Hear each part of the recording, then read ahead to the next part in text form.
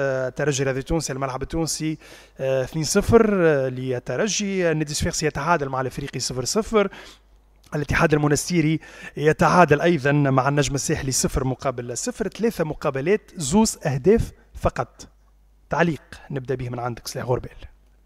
والله من البديهي اللي صار وقلنا مم. اللي يكونوا افتقد لنا سق. معناها اعتبار هذه مش نرجع البطولة من جديد. ما ثمش مباريات في مستوى عالي، اللاعبين مع في فيهمش برشا مباريات. دونك الراحة هذه مش تأثر سلبا على المجموعة، مش تكون معناها روبولوت اون فاجوي دو نوفو، مش نعاودوا نخدموا من جديد. حتى حتى ولو التدريب معناها يكون مطول، الا انه النتائج ولا التقييم ما يكون كان على المحكات الصحيحه هي المباريات نتاع الشامبيونا. والدليل المباريات اللي شفناها معناها لم ترتقي المباريات المستوى سواء فلا تكتيكيا، وكان طاغي عليها تقريبا المجهود البدني والاندفاع البدني اللي هو الفتره هذه تقريبا ركزوا على الجوانب هذه الفرق اللي تعد معناها تركيز كامل على الجانب البدني. وما نجموا نلقاو النسق، وما نجموا نلقاو هناك ريزوماتيزم دي جو. كان بعد على الاقل 3 4 مباريات اخرين ان شاء الله نبداو نلقاو فوتبول احلى ويفرج، ونجموا نشوفوا مباريات في مستوى عالي خاصه على المستوى الفني والتكتيكي. به سي سلاح، كنت حاضر في كلاسيكو ملعب طيب المهيري بين نادي الرياضي الصفاقسي والنادي الافريقي. ناخذ من عندك قراءة تحليلية لأداء الفريقين سي سلاح. من الواضح اللي يكونوا الفرق الاثنين معناها كانوا محتاطين برشا من النتيجه نتاع المباراه. ما ثمش بريز دو ريسك، ما خذاوش الريسك باش يطلعوا برشا لقدام الزوز فرق، خاصه لون تم دي ماتش برشا حسابات.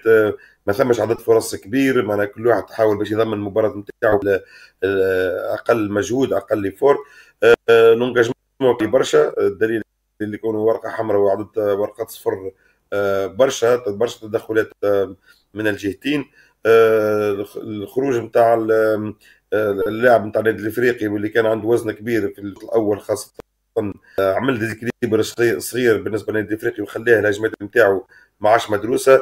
النادي الصفاقسي ما عرفش كيفاش يستغل التفوق العددي اللي عنده. تقريبا النادي الافريقي ما غيرش برشا في الوقفه نتاعو، قعد في تقريبا 4 ولا 4-4-1. معناها كمل طيح واحد من التران وخلى راس حربه وحيد ايدو في وسط المجموعه ويرمي له الكره ويحاول يلحقوا في هجمه مرتده، يحاولوا يعملوها سريعه. كثروا من الاخطاء في الشوط الثاني باش ما يخليوش نادي الصفاقسي يرفع من النسق.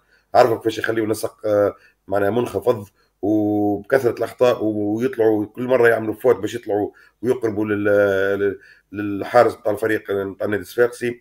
خلقوا تقريبا على طول المباراه هجمتين واعدتين تصدى لهم صبري بالشكل المطلوب. النادي الصفاقسي تقريبا عمل 4 هجمات كانت ممكن تتسجل.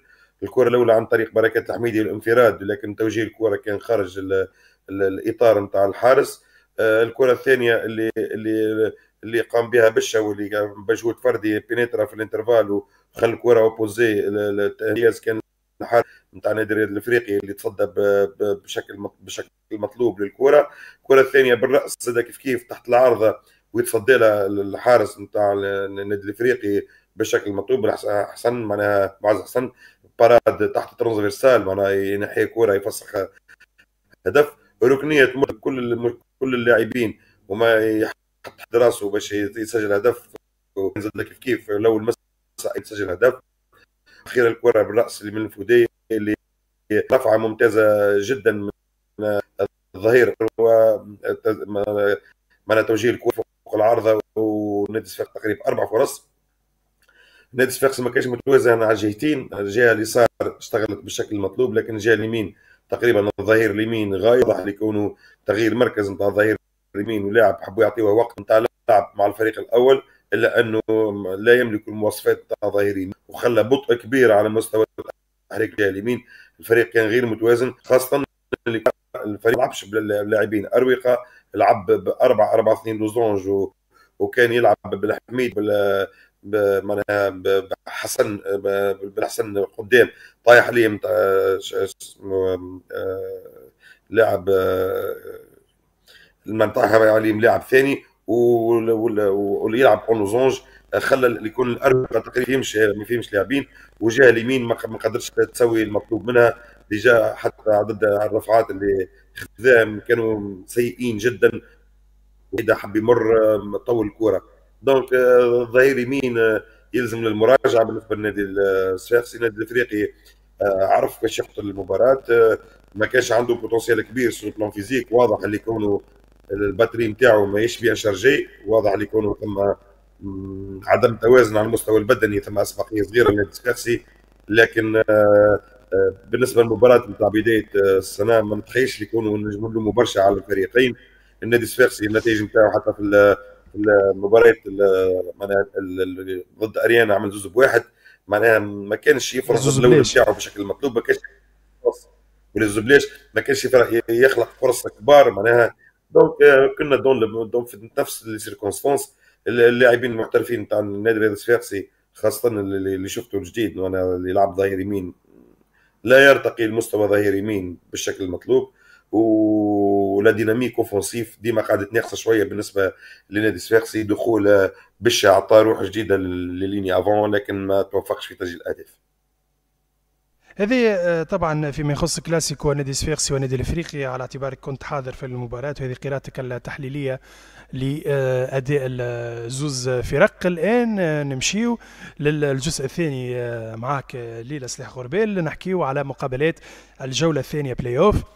دونك باش نقدموا كل مباراة، باش نعطيو طبعا القراءة الخاصة بكل مباراة. ننطلق بالمباراة الأولى، مباراة النادي الإفريقي والاتحاد المنستيري اللي تلعب نهار السبت 9 مارس بداية من 5 متاع العشية بملعب حمادي العقربي برادس. طبعا الاتحاد المنستيري متعادل، الإفريقي أيضا متعادل في المباراة الأولى. لكن خليني نقول على الأقل سمعت تصريح طبعا محمد الكوكي مدرب الاتحاد المنستيري وحتى الملاعبية بعد المباراة، فما اونفي كبيرة منهم وقالوا انه ماشيين للرادس من اجل الظفر بثلاثه نقاط. المباراه هذيك كيفاش نجموا نقدموها بين زوز فرق؟ الثابت اللي يكونوا زوز فرق ما يبتعدوش على المستوى العام للفريق، معناها تقريبا زوز فرق قراب لبعضها. تقريبا الفرق بيناتهم اللي يكونوا ثم تواصل على مستوى الاطار الفني بالنسبه للاتحاد الرياضي المنستيري. دونك ليكيب منطقيا لي روبير نتاعها مش يكونوا واضحين، عكس النادي الافريقي اللي مدرب كبير تو عنده تقريبا 4 سيمين دو ترافاي. لكن باش نكون واضح راهو النادي الافريقي وقفه جيده ولعب ايدو والخساره كبيره. اللاعب اللي خذا ورقه حمراء كان يمكن مؤثر كبير على مستوى على مستوى النادي الافريقي. دونك نتخيل يكون في المستوى ثم نديه كبيره مش تكون في المباراه كيف باش نلاحظوا اللي يكونوا لي فالور فيزيك مش يكونوا ديما مازالوا دومينون كبيره لي فالور فيزيك، لكن ثم اسبقيه طفيفه للنادي الافريقي اللي منطقيا يدوا كونفيرمي الحاله اللي شفتوا فيها. ما كانش بعيد برشا على المستوى نتاعو. لو بقى مع النادي الصفاقسي بالمجموعه اللاعبين نتاعو كان يمكن يقلق شويه النادي الصفاقسي. تخيلوا اللي يكونوا على ميدانه مش يقسم مع الترجي هذه مع الاتحاد الرياضي المنستيري، وفكره يكون الاتحاد المنستيري ماشي باش يربح.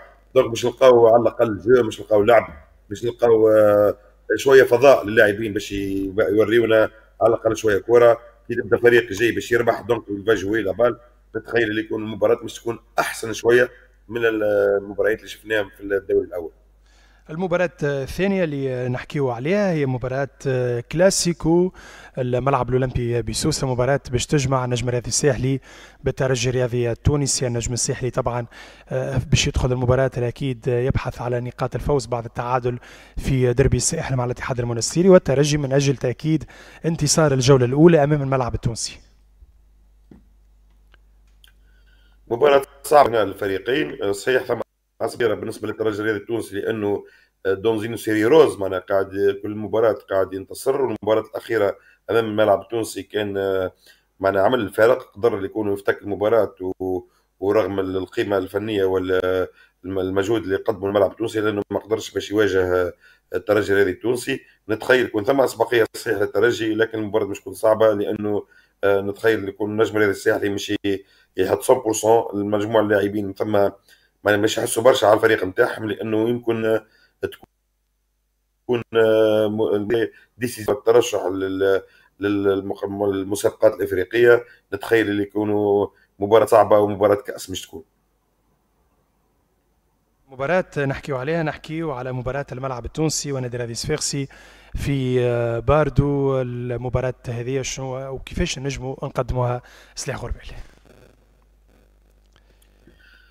قبل كل شيء زوز فرق منطقيا يلزموا كل واحد منهم مش يلوج باش يكونفيرمي الماتش هذايا اللي يكونوا يستاهل باش الانتصار. الملعب التونسي بعد مباراة تتسمى مخيبة الأمان نسبيا في المباراة الأولى أمام الترجي الرياضي التونسي، كيف النادي الرياضي الصفاقسي اللي ما ظهرش مستوى عالي، وخاصة الحركية الهجومية نتاعو كانت مش في المستوى المفرس اللون نتاعو في صفاقس رغم التفوق العددي اللي عنده.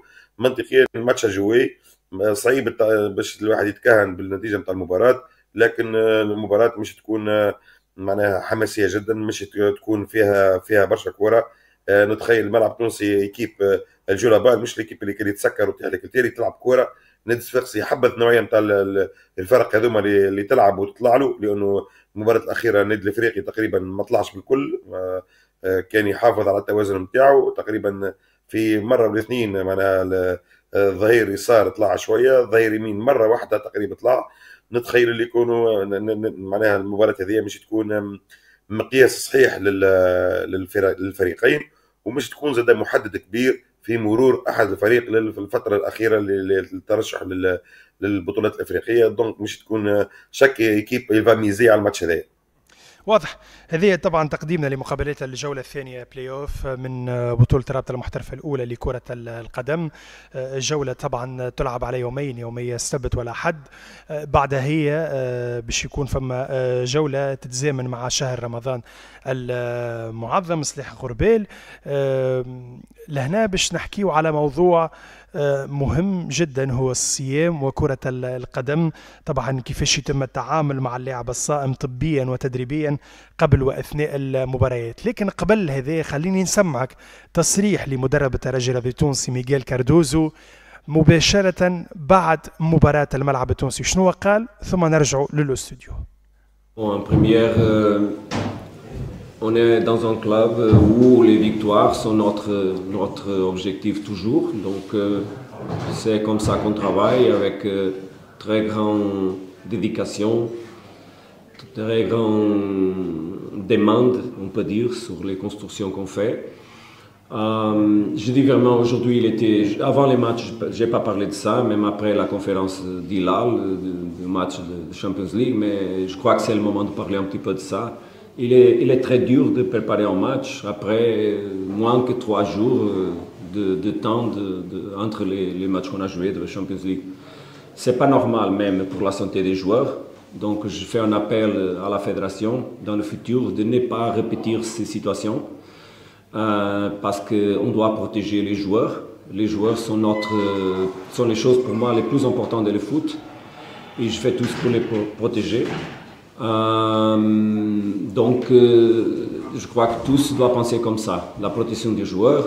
J'ai même demandé de jouer pour la nuit à 20h pour avoir plus de temps de récupération. Parce qu'une blessure dans un joueur peut quitter à lui la chance, par exemple, de jouer dans l'équipe nationale. Là, il y a une convocation pour l'équipe nationale, et pour les équipes nationales. Et des fois, on peut perdre le futur en concernant ça. Et déjà aussi, je vais laisser autre mot en concernant les périodes du Ramadan. هذا ميكيل كاردوزو مدرب الترجي الرياضي التونسي اللي قال طبعا على الناس المعنية بالتعيين. طبعا هو توجه للجامعة التونسية لكرة القدم أنها تراعي مصلحة الملاعبية في تعيين توقيت المقابلات. قال معناها طالبنا انه المقابلات تتلعب في الليل، مع التذكير انه فما جوله اللي هي الجوله الثالثه بلاي اوف باش تتلعب في شهر سيدي رمضان نهار السبت 16 مارس. مبرمجه حاليا نقول الجولة في وسط النهار، المقابلات في الساعة الثانية بعد الظهر، في انتظار طبعا التحديد الرسمي للتوقيت. سي سلاح، هذا طبعا يجرنا للحديث على الموضوع اللي كنت حكيت فيه قبيله شوية، هو الصيام وكرة القدم. ساعة خلينا نبداو من كلام ميغيل كاردوزو. انت كمدرب مع في رمضان انه تلعب في الليل والا تلعب في النهار ما يقلقش بالنسبة لك؟ والله اذا كان اون سو ريفير لي ريشيرش ساينتيفيك يقولوا اللي يكونوا الانسان قادر اللي يكونوا يتاقلم ويلعب في رمضان بنفس تقريبا لي فالور فيزيك وفر عنده. ويجم يكون يقدم مباراة في بشكل طيب، ما عنده حتى اشكاليه. نحكي على دي ريشيرش سيونتيفيك اللي قامت وتقدمت وديزارتيكل كونفيرمي وديزارتيكل اندكسي سور البلان انترناسيونال. دونك ثم دي ريشيرش، تعرف لي ريشيرش سور البلان على مستوى الصوم ما نجموش نلقاهم في فرنسا وفي في امريكا، نلقاهم كان في البلدان اللي عنده البروبليم سبوز، اللي هو لي زيكيب كيما تونس وكيما الجزائر وكيما.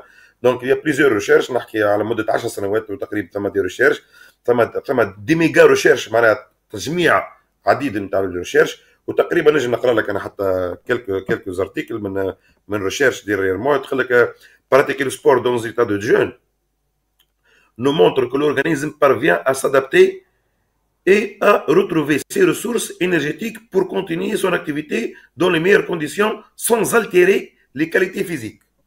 معناها انت تشوف اللي كنا نعملوا تراديكسيون صغيره، يقول لك الانسان الجسم الانسان قادر على القيام، على التاقلم على الوضعيه الصيام وانتاج مجهود يضاهي المجهود الذي يقوم به في فتره من الافطار. دونك ثم ديزادابتاسيون تصير في الجسم تخليه يكونوا، خاصه اذا كان يتدرب في نفس الوقت نتاع الماتش. دونك لي زادابتاسيون هذوك تخليه يخزن الماء، تخليه يتصرف في الريسورس نتاعو، تخليه في وضعيه اللي يكونوا ينتج. وعلى فكره راهو نحكيو على دي بيرفورمانس سبورتيف دو نيفو، معناها ثم كيلكو ديتاي اللي يتمسوا شويه كيما لا بوسونس ماكسيمال، كيما ثم هكا شويه معناها ابيسمون تهبط شويه. واكثر من هكا يقولوا اللي يكونوا لي ام سي الانديس دو مارك دو كوربيلونس، معناها وجود الشحم في الجسم والجسم هذايا في اخر رمضان يتحسن، ويولي ممكن حتى البرفورمانس قادر يكون تتحسن. به معناها اما شوف طاهر، ثم دي كونديسيون اللي يكونوا لي جين دو في نتاع اللاعبي لازم يحافظ عليها بالشكل المطلوب. واحنا الاشكاليه هنا يكونوا لي جين دو في نتاع اللاعبي التونسي في شهر رمضان تاخذ منحى اخر. الملاعب يولي يحب السهريه، يولي يحب القعده في القهوه ما تعرف. دونك هذا هنا الاشكاليه عمرها ما كانت في رمضان بقدر ما كانت تصرفاتنا وطريقه تاقلمنا وطريقه احنا تعاملنا مع رمضان كشهر. دونك التفكير نتاعنا اي دونك يعني تحسين من العادات لازم واضح. به كيفاش تتعاملوا مع اللاعب الصائم في التدريبات قبل الماتش بعد الماتشوات؟ فما خدمه معناها معينه والا هي نفسها اللي في الايام العاديه؟ شوف احنا بطبيعتنا ندربوا اللاعب لازم يتدرب في وقت المباراه باش لي ريسورس نتاعو انرجيتيك تكون حاضره باش يعطي لو ماكسيموم دي فور في الوقت هذاك. واضح. يلزم متابعه للشخص هذايا خارج التمرين. يلزم ياخذ وقت الراحه نتاعو، يلزم الراسيون ديتيك الماكله نتاعو تكون مقسمه، ويلزم يكون بيان ايريغي، معناها يلزم ياخذ بزيد ماء في الاوقات نتاعو، وقت اللي يقطع الصيام نتاعو يلزم ياخذ. وشفتوا اللي يكون التجربه نتاع اللاعبين في بالي الجوار انترناسيونال اللي شفناهم في مباريات نتاع كيما في الشامبيونز ليغ ولا في بطوله انجلترا ولا في بطوله اسبانيا، ثم لاعبين صايمين ويوقع توقيف المباراه باش ياخذوا الحبات نتاع الدقله وواحد يواصل الصيام نتاعو، وما وقعش الاستغناء نتاعهم الاستغناء عليهم. مع كامل احتراماتي هنا في تونس ساعات في بعض الاحيان يوقع الاستغناء على اللاعبين الصايمين ويحبذوا اللاعبين المفطرين باش يكونوا في تخيلنا ولا في نظرتنا للرياضه اللي يكونوا ما يكونوا من اللاعبين اللي باش يعطيونا اكثر.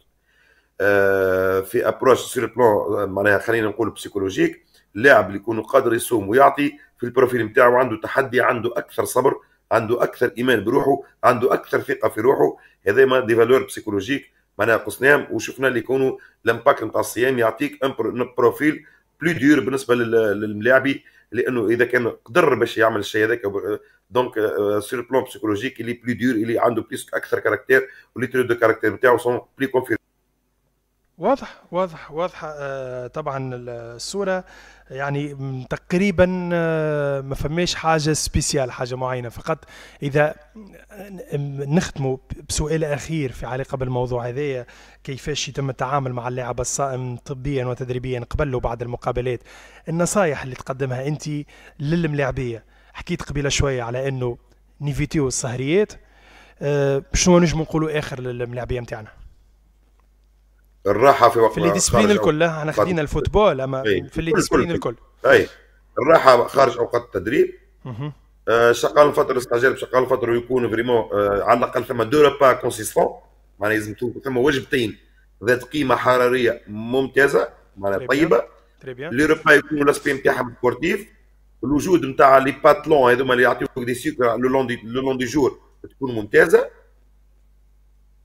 دونك انت ان رافيتايمون بشرب الماء يكون معناها واحد لازم يتبع روحه في شرب الماء، لازم على الاقل عنده ليتروليتر نتاعو لازم يكونوا من الافطار حتى الامساك يكونوا الكل خذا للراسيون نتاع الماء نتاعو. نوعيه الماكله ما تكونش هكا لي سكر رابيد، يكونوا لي سكر لون باش بعد يلقاها لانه هو يخزن. وتعرف احنا الانسان بالطول الوقت يولي ما بقاش يستعمل لي ريسورس انرجيتيك ايميديا، بالعكس هو اللي يستعمل في دوتر فينومين اسمها لا جليكوجينوليز ولا لا ليبوجينوليز، معناها يستعمل لي جلوكيد من المصادر نتاع الجلوكوجين والا من المصادر نتاع الشحم الموجود في جسم الانسان. واضح، يعطيك الصحة سي سلاح. ما نعرفش إذا عندك شي إضافة في النقطة هذه. نعود نقول اللي يكونوا مراعاة اللاعب الصائم واحترامه لشعائره الدينية نلاحظوها بشكل مطلوب خارج حدود الوطن، لكن هنا في الوطن نتاعنا ساعات نلقاو بعض التجاوزات وبعض يحرموا من المشاركة في المباريات نتاعهم، وهذايا بدعوى اللي يكونوا ممكن مش يصاب. وعلى فكرة لي دوني تقول سيونتيفيك تقول اللي يكونوا الإصابات ما تزيدش في راهو، وما ثماش حتى انديس ديتيرمينون يقول اللي يكونوا عدد الاصابات كبرت في رمضان. ان شاء الله رمضانك مبروك، ومن خلالك انت طبعا الكل توانسه ان شاء الله رمضانكم مبروك وتصوموا بصحه البدن. والاكيد احنا كتي سبور طبعا خلال شهر رمضان المعظم باش يكون عندنا رونديفو جديد. هو صحيح تعودتوا بينا على مدار 19 حلقه نتلقاو معاكم كل نهار اثنين وخميس من 8 ل 9 متاع الليل. التوقيت الجديد نتاعنا في رمضان ان شاء الله باش يكون كل نهار خميس، مرة واحدة في الأسبوع، كل نهار خميس من 9 حتى لل10 متاع الليل. شكرا ليك سلاح غربال المدرب والمحلل الفني، أنسنا برشا، مشكور جدا أيضا على تعاونك معنا بطبيعة الحال في كل مرة. شكرا. هكا نوصلوا معاكم